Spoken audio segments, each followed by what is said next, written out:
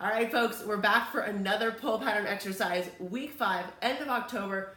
We're gonna work on a partner tubing pull exercise in standing this time, and then one more that you're gonna do hanging from the pull-up bar or using the TRX. So maybe a couple of stations on this one. You're gonna stand with your right arm holding the band. And I want the band to be firm enough and the partner to be far away enough that it actually feels like the band's pulling you forward a little bit. So part of the exercise is that anti-rotation control. So shoulders and hips stay square to the line of the tubing. And I'm gonna put my other hand right here on my shoulder blade to sort of monitor what that right shoulder blade is doing. It's supposed to pull down and back toward my left hip pocket as I pull. I'm in a little bit of a squat stance, my hips are back, knees are just a little bit soft, trunk is active, shoulder blade down and back towards the other pocket, back and forth like that. Now the arm doesn't have to come really far behind, we're not trying to hyperextend the shoulder. We just want great control through that shoulder blade, great control through the trunk, no leaning and twisting and pulling with the upper body. Everything stays stable, nice and solid shoulder blade control and good arm movement.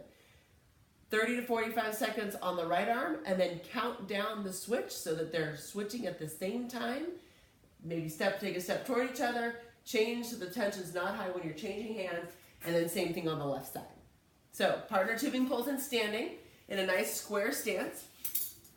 And then we're gonna go to the pull-up bar or the TRX, and you're just gonna do scap hang. So we're only gonna work on the part of the pull-up that is prior to the arms even starting their movement.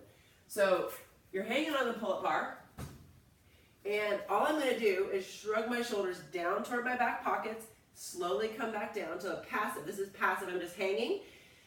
Then I put my shoulder blades down and back. So just that scapular pull. Again, 30 or 45 seconds, just that. The arm's not doing anything, but this is that key piece that a lot of us are missing when we go toward those pull-up progressions. It works well on a TRX also. So back in that sort of hinge stance, arms are shoulder width apart, so my spine is in line with the arms, right? Like I'm gonna do one of those pull-ups, but all I'm gonna do is shoulder blade squeeze. Shoulder blades pull down and back, and that makes my head comes toward the anchor, but it's just a tiny little movement.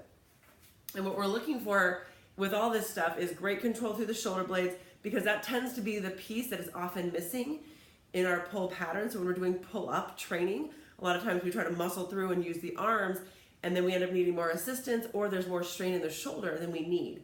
I wouldn't suggest using a super band with this stuff, simply because that gives a little bit too much boost, and it makes it a little bit hard to actually employ that shoulder blade control. Once the movement's a little bit smoother, the super band's a great way to get that full movement up. But for right now, I would say just go with a dead hang, scap pull, or use the TRX if that's necessary. The TRX is a great option with this one. And then the standing tubing pull, so a couple of stations, 30 to 45 seconds with each thing. Have fun!